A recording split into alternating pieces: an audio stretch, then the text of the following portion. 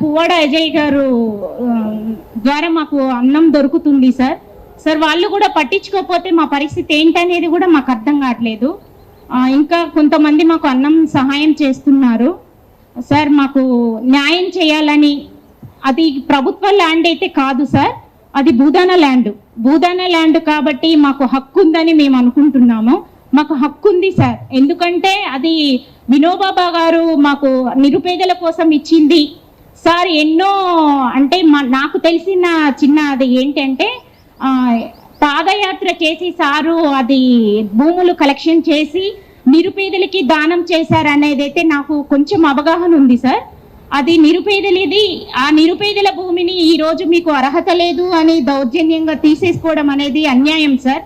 మాలాంటి పేదల పొట్టలేదు కొడితే గవర్నమెంట్ కూలిపోతుంది సార్, నాశనం అయిపోతుంది. నేనైతే చెప్తున్నాను, ఎందుకంటే ఎంతో కష్టపడి కట్టుకున్న ఇల్లు సార్. నేను ఈరోజు చెట్టు కింద ఉండే పరిస్థితి వచ్చింది.